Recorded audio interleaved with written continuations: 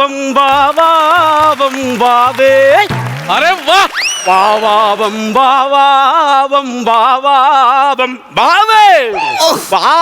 എടാ നിന്റെ ഭാര്യ പ്രസവിച്ച അകത്ത് കിടക്കുന്നല്ലേ ഉള്ളൂ, ഇപ്പഴേ നീ എന്തിനാ വാവെ വിളിക്കുന്നത്? നീ നാടൻ പാട്ടുകാരനാണെന്ന് നാട്ടുകാർക്ക് മുഴുവൻ അറിയാം. ഇത് നാടകക്കാരന് നാടൻ പാട്ടുകാരനോടുള്ള ദേഷ്യം. കാരണം എനിക്ക് ഇന്നലെ പരിപാടി ഉണ്ടായിരുന്നല്ലോ, ഇത് നാടകക്കാരനില്ല. കാരണം പുള്ളിയുടെ ഭാര്യ പ്രസവിക്കാൻ വന്നിട്ട് 1.5 മാസമായി. നാടകത്തിന് പോകുന്നത് ഇവിടെ തന്നെയൊക്കെ കിടക്കയില്ലേ. ഈ പുള്ളി നാടകക്കാരന്. നാടകത്തിൽ കർണനാണോ അർജുനാണോ എന്ന് എനിക്ക് അറിഞ്ഞൂടാ. പുള്ളി നാടകക്കാരനാ. പക്ഷെ ഈ പുള്ളിയെ ഞാൻ എവിടെയോ കണ്ട് നല്ല ഒരു പരിചയം. സീരിയൽ അല്ലെങ്കിൽ സിനിമ അല്ല, ചെട്ടിക്കുളങ്കര അമ്പലത്തിൽ അന്നദാനത്തിന് കിടന്ന് തള്ളണത് ഞാൻ കണ്ടായിരുന്നു. പിന്നെ എന്താണ് പേര്? കലാലോകത്ത് എന്നെ അറിയപ്പെടുന്നത് എം.എൻ. പിള്ള എന്നാണ്. എൻ.എൻ. പിള്ളയുടെ ആരെങ്കിലും? അമ്മച്ചാണ്, ആരുമില്ല. എന്നെ കണ്ട കാര്യം ചെന്ന് പറഞ്ഞു കൊടുക്കല്ലേ. വിജയരാഘവൻ ചേട്ടാ ഓട്ട പിടിച്ച് എന്നെ വന്ന് അടിക്കും. എന്റെ പൊന്നെ, ഇന്നലെ കണ്ടത് എവിടെ പോയിരുന്നു? നാടൻ പാട്ടുണ്ടായിരുന്നു. പക്ഷെ പരിപാടിക്കകത്തൊരു ചെറിയൊരു പ്രശ്നം നടന്നെന്നാ. എന്തു പറ്റി? ഞാൻ സ്റ്റേജിൽ കയറി മൈക്കെടുത്ത് അങ്ങോട്ട് പാട്ട് തുടങ്ങി. മഞ്ഞളുടഞ്ഞ മുത്തപ്പന്മാരെ, അടിപൊളിയില്ലേ? എനിക്ക് അച്ഛനില്ലേ അമ്മയില്ലേ എന്ന് പാടി തീർന്നതും ആരോ വന്നെന്റെ കണ്ണി കെട്ടി ഒരു സ്ഥലത്ത് കൊണ്ടങ്ങ് ഇറക്കി. ഞാൻ നോക്കിയപ്പോ പഴയ ഒരു ഇല്ലം, ഒരു അച്ഛൻ തമ്പുരാനും അമ്പത്തമ്പുരാട്ടി അവിടെ നിൽക്കുന്നു. അപ്പൊ ഈ അമ്പലത്തിലെ പ്രസിഡന്റ് പറയാണ്, ഈ നിൽക്കുന്നതാണ് നിന്റെ അച്ഛനും അമ്മയെന്നും.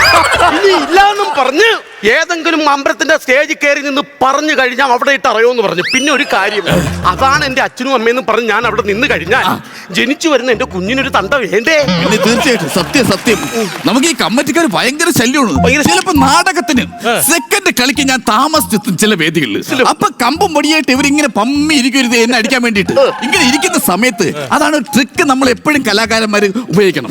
അതായത് ഒരു വിഗ്രഹം, കൊച്ചു വിഗ്രഹം കയ്യിൽ വെച്ചേക്കുന്നു. ഈ വിഗ്രഹം കൊണ്ട് ഞാൻ വണ്ടിയിൽ ഇങ്ങനെ അങ്ങ് ഇറങ്ങും. ഇറങ്ങി ഉടനെ കമ്മിറ്റിക്കാർ കാണുമ്പം ദേവിയേ എന്നൊരു വിളിയും വിളിച്ചിട്ട് എവിടാ ശ്രീകോവിൽ എന്ന് ചോദിക്കും. ചൂണ്ടിക്കാണിക്കും.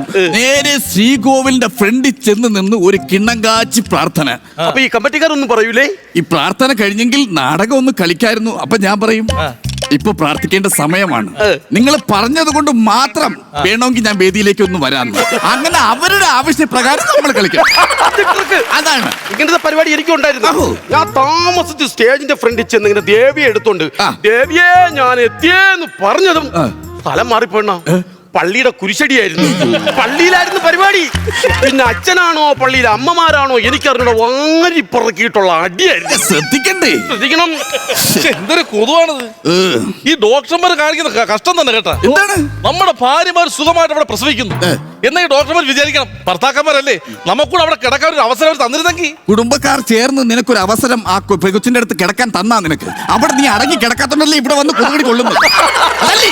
ആവശ്യമില്ലാത്ത സംസാരം എന്ത് സംസാരിക്കുന്നത്? ഹലോ, ഒരാളോട് നമ്മൾ സംസാരിക്കുമ്പോൾ അത് ആരാണെന്ന് മനസ്സിലാക്കിയിട്ടാണ് സംസാരിക്കേണ്ടത്. അദ്ദേഹം ഒരു മാന്യനാണ്. നിങ്ങൾ ആരാണ്? നിനക്കെത്ര ഞാനാണെങ്കിൽ നീ എന്റെ അടുത്ത് കാരണം രാവിലെ അല്ല മാരാന്നൊന്ന് അറിയാൻ വേണ്ടിട്ട്. ഞാൻ മാഷാടോ മാഷേ. മാഷാടോ മാഷു നടമ്പാട്ടി. ഈ മാഷാട മാഷോ എന്താ? ആഷാഢമാസം ആത്മാവിൻ മോഹം. ഞാൻ പാട്ടിന്റെ വരികളിൽ കേട്ടിട്ടേ ഉള്ളൂ, നേരത്തെ കണ്ടതിൽ വളരെ. ആഷാഢമാസം അല്ലേ? ഒരു അധ്യാപകൻ. ഞാൻ പഠിപ്പിച്ച ഒരു പെൺകുട്ടി ഭയങ്കര മണ്ടിയായിരുന്നു. അതുകൊണ്ട് ഞാൻ അവളെ തന്നെ കെട്ടി. അവളവിടെ പ്രസവിക്കാൻ കിടക്കുന്നത്. പക്ഷേ ഞാനും അവളും തമ്മിൽ 25 വയസ്സിന്റെ വ്യത്യാസമുണ്ട്. ഒരു പെങ്കൊച്ചു പഠിക്കാത്തതിന് ഇങ്ങനെ ഉണ്ടാ ഭഗവാനെ ശിക്ഷ? ഒരു പെങ്കൊച്ചു പഠിക്കാത്തതിന് 22 വയസ്സിന്റെ ഡിസ്റ്റൻസ്. ഹലോ, നാടകം നാളെ എവിടെയാണ് നാടകം? ചവറ. അത് നിങ്ങളുടെ നാടകം. അതല്ല, നാടകം നടക്കുന്ന പറമ്പ് എവിടെയാണ്? ചവറയല്ല നാടകം ഒന്നും. ഈ ചവറ എന്ന് പറഞ്ഞ കൊല്ലത്തല്ലേ? ചവറയെന്ന് പറഞ്ഞാ കൊല്ലത്തില്ല. അവിടെ ചെന്ന് നാടകം കളിച്ച് തെറ്റിച്ച ചിലപ്പോ കൊല്ലും, ചിലപ്പോ കുഴിച്ചിടും. അങ്ങനെ പല ഐഡിയകളാണ്. അല്ല, കൊല്ലത്താണ് എന്റെ പെണ്ണ് വീട്. കൊല്ലത്താണോ? കൊല്ലത്ത് എവിടാ? അതായത് നമ്മൾ കൊല്ലത്ത് നേരെ പോകൂലേ. നിങ്ങളുടെ പെണ്ണ് വീട്ടിൽ നിങ്ങളല്ലേ പോണം? ഞാൻ എന്തിനു കൂടെ വരണം? നമ്മളെന്തിനു പോണം? അല്ല, നമ്മൾ പോകുമ്പോ നേരെയല്ലേ കൊല്ലത്ത് പോവേണ്ടത്. എന്റെ മാഷെ, നിങ്ങൾ പല സാധനങ്ങളും ആ കൊച്ചിന് മേടിച്ചോണ്ടായിരിക്കും അങ്ങോട്ട് പോണത്. എനിക്ക് നാടകത്തിന് പോണ്ടേ, ഞാൻ എന്തിനു നിങ്ങളെ കൂടെ വരണം? നിങ്ങൾ പോ കൊല്ലത്ത്. ഹലോ, നാടകമേ ഉലകം. പുള്ളി പറഞ്ഞത് താങ്കൾക്ക് മനസ്സിലാവാത്തത് ഇല്ല. നമ്മൾ നേരെ കൊല്ലത്തോട്ട് പോകല്ലോ. എടാ, ഇതിന്റെ കൂടെ നീ കൂടെ എന്തിനാ വരണത്? എടാ, അയാളല്ലേ പോണത്. ഇവിടെ സ്ഥലം എവിടെയാണ് കറക്റ്റ്? കൊല്ലം തുണ്ടുറോത്തുരുത്ത്. തുണ്ടുറോത്തുരുത്ത്? അതെവിടെ ഈ തുണ്ടുറോത്തുരുത്ത്? തുണ്ടോ ഇട്ടത് പുള്ളിയല്ലേ, പുള്ളി എന്നെ തിരുത്തി തരും. അല്ല മനസ്സിലായില്ലേ? എനിക്ക് മനസ്സിലായില്ല. ഈ തുണ്ടുറോത്തുരുത്ത് എന്ന് പറഞ്ഞാ മൊത്തം കായല്, പിന്നെ ഒരു കാട്, അതിനെ കൂടെ ട്രെയിൻ ഇങ്ങനെ പോകും. മൺട്രോത്തുരുത്ത് എന്നാണോ ഉദ്ദേശിച്ചത്? ആ അത് തന്നെ. എടാ ലാഗ, നിനക്കത് നേരത്തെ പറഞ്ഞൂടെ? പുതിയ നാടകത്തിന്റെ പേരൊന്നും, കഴിഞ്ഞ നാടകം ഞാൻ കണ്ടായിരുന്നു, അതിന്റെ പേരെന്തായിരുന്നു? കഴിഞ്ഞ നാടകം വെന്നീസിലെ ആശാരി. വെന്നീസിലെ വ്യാപാരി എന്നല്ലേ? വ്യാപാരി എന്നാണ് വെച്ചിരുന്നത്. ഇതിന്റെ സെറ്റ് പണിക്ക് ഞാനൊരു ആശാരിയെ വിളിച്ചു. ഇവന് കൊടുക്കാൻ കൂലി ഇല്ലാത്തത് ഇവനെ പിടിച്ച് നായകനാക്കി. ഇപ്പോ വ്യാപാരി മാറ്റി വെന്നീസിലെ ആശാരി. അങ്ങനെ പുതിയ നാടകത്തിന്റെ പേരെന്താണ്? വിശ്വവിഖ്യാതനായ വില്യം ഷേക്സ്പിയറുടെ ഒലത്തോ. ഒലത്തോ ഏ നാടകമേ, ഞാനൊരു നാടൻ പാട്ടുകാരനാണ്, വിദ്യാഭ്യാസമുള്ളവനാണ്. ഒരിക്കലും വില്യം ഷേക്സ്പിയർക്ക് ഒലത്തോ എന്നൊരു നാടകം ഇല്ല. വില്യം ഷേക്സ്പിയർ നിങ്ങളുടെ വീട്ടിന്റെ പിറകിലിരുന്നാണ് ഒലത്തോ എഴുതിയത്. നിങ്ങൾ എന്താ അങ്ങനെ പറഞ്ഞു? ഒലത്തോ എന്ന് പറഞ്ഞ നാടകം ഉണ്ട്. വിദ്യാഭ്യാസമുള്ള ആളല്ലേ? അതെ. വില്യം ഷേക്സ്പിയർക്ക് ഒലത്തോ എന്നൊരു നാടകം ഉണ്ടോ? അതായത് ഓക്സ്ഫോർഡ് യൂണിവേഴ്സിറ്റി ഞാൻ. സത്യം, ഞാൻ ഏത് യൂണിവേഴ്സിറ്റി ആയിരുന്നു? ഓക്സ്ഫോർഡ് യൂണിവേഴ്സിറ്റി ബിരുദാനന്ദ ബിരുദത്തോട് ആളാണ്. പറഞ്ഞു കൊടുക്കും, പറഞ്ഞു എന്താന്ന് വെച്ചാൽ പറഞ്ഞു. വില്യം ഷേക്സ്പിയറിന്റെ നാടകം ഒലത്തോന്നല്ല, ഓലത്തത്ത. എവിടുന്ന് എന്തോ എടുത്തെന്നാണ് പറഞ്ഞത്? Oxford university. ആരും അറിയാതെ രാഖി രാമായണം എടുത്ത സാധനം തിരിച്ച് അതേപോലെ കൊണ്ടുവയ്ക്കണം. എനിക്ക് ഉറപ്പുണ്ടല്ലോ ഒലത്തോ വില്യം ഷേക്സ്പിയർ. നിങ്ങൾ ഇങ്ങനെ കിടന്ന് വെകളം വെക്കാനും ഞാൻ മൊത്തത്തിലൂടെ ടെൻഷൻ അടിച്ചിരിക്കുക. മൊത്തം എത്ര ജംഗ്ഷൻ ഉണ്ട് സ്വന്തമായിട്ട്? ടെൻഷൻ അല്ല ടെൻഷൻ. നാളെ രാവിലെ ഇവിടെ 5000 രൂപ കെട്ടിവെക്കണമെന്ന് പറയുന്നു. കയ്യിൽ പൈസ ഇല്ല. ഒരു പിടിവള്ളിയിലേക്ക് പിടിവള്ളിയില്ല. ഇത് പറയണ്ടേ? ഒരാളുടെ മനസ്സ് വായിക്കാനൊന്നും പറ്റില്ല. കലാകാരന്മാരല്ലേ. ഇതാ പിടിച്ചേ. 5000 രൂപ കെട്ടിവെക്കാനുള്ള വള്ളി ഇല്ലെന്ന് പറഞ്ഞു. എടോ അതല്ലെന്ന്. പിന്നെ ഞാനും എന്റെ ഭാര്യയ്ക്ക് നല്ല സുഖ ജീവിതമാണ് ഞാൻ കൊടുത്തത്. സർക്കാർ ആശുപത്രി കഞ്ഞി. സുഖജീവിതം എന്ന് പറഞ്ഞാ എല്ലാവരും പറഞ്ഞു കല്യാണത്തിന്റെ ആദ്യ രാത്രി സാധനങ്ങളൊക്കെ വാങ്ങുമ്പോൾ പൈസ കുറച്ച് വാങ്ങാവുന്നു. അങ്ങനെ ഉണ്ടല്ലേ? 4000 രൂപ കട്ടിന് മതി എന്നാണ് പറഞ്ഞത്. ഞാൻ അവിടെ വില കുറച്ച് കണ്ടില്ല. അത് ശരി. 1 ലക്ഷം രൂപയുടെ കട്ടിലും സ്പ്രിംഗ് ഉള്ള മെത്തയും കൂടി 1 ലക്ഷം രൂപയ്ക്ക് ഞാൻ വാങ്ങി. ശരി. പക്ഷെ ഇപ്പൊ എന്റെ കയ്യിൽ 5000 രൂപയില്ല. ഒരു 5000 രൂപ തരണം. സ്പ്രിംഗുള്ള മെത്ത കിടന്ന് ഉരുണ്ടപ്പോ നീ അറിഞ്ഞില്ലേടാ ഇവിടെ 5000 രൂപ കെട്ടി വെക്കണോ? നീ എന്റെ അടുത്തൊന്ന് ചോദിച്ചാ വല്ലപ്പോഴും ഒരു പരിപാടി കളിക്കുന്നത് എന്റെ അടുത്തൊന്നും അങ്ങനെയൊന്നും പറയല്ലേ ഭായ്. ഭായി ഒറ്റയടിക്ക് എന്റെ പൊന്നെ ഈ സർക്കാർ ആശുപത്രി പൊക്കിയെടുത്ത് ഗുജറാത്തിൽ കൊണ്ടിട്ട് ഭായ്. അല്ല കുഞ്ഞുങ്ങളെ കാര്യം അങ്ങനെ പറയുന്നത്.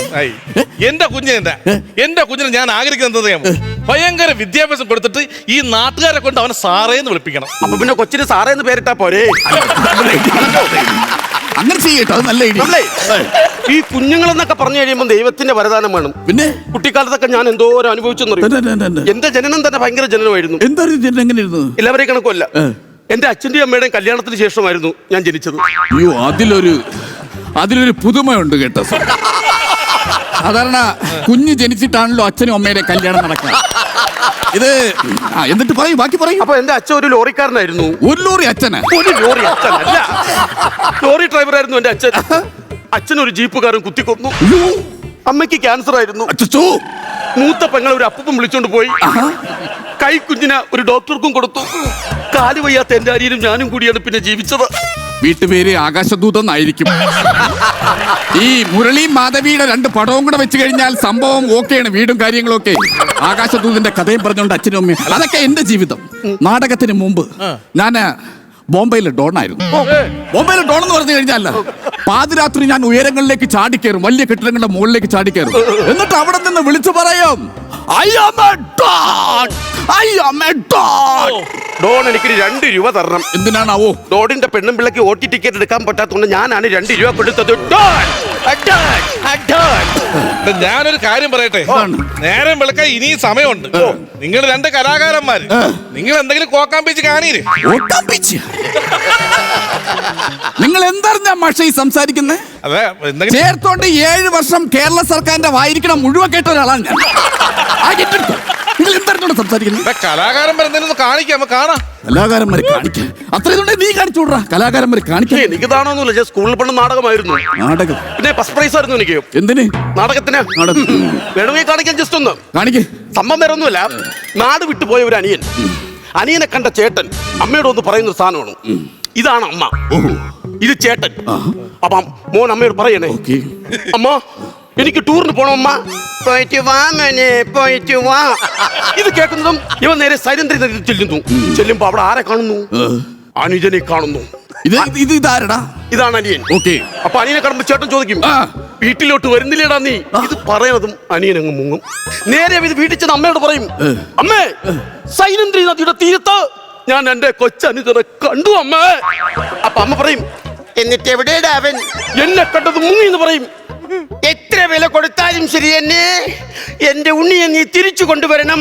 എത്ര ലക്ഷങ്ങൾ കൊടുത്താലും എന്റെ അനിയനെ നീ കൊണ്ടുവരണം. ഒരു 10 പൈസ ചെലവാക്കണ്ട. എടുക്കടാ നിന്റെ അനിയ ഉണ്ണിയെ, കൊടുക്കടാ നിന്റെ അമ്മച്ചിക്ക്. കണ്ടില്ലേ കണ്ടില്ലേ, ഇനി തീർന്നില്ലേ നിന്റെ ഉണ്ണിയെ പിടിച്ച് ഇവിടെ കൊണ്ടുവച്ച് അവന്റെ കാര്യം നോക്കിപ്പോയി. അപ്പോൾ നിന്റെ കള്ള അഭിനയം കൊണ്ട് പാതിരാത്രി.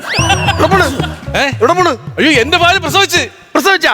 അപ്പൊ ഇനി എന്നെ കൂടി മാത്രമേ ഉള്ളൂ. അല്ല അപ്പൊ എന്റെ ഭാര്യ പ്രസവിച്ചില്ലേ? നിങ്ങളുടെ ഭാര്യയുടെ പേരെന്തുവാ? വനജ. സ്ഥലം തൂത്തുക്കുടി. അയ്യോ, അവർ 29 ദിവസത്തിന് മുമ്പേ ഇവിടുന്ന് പ്രസവിച്ചു പോയല്ലോ.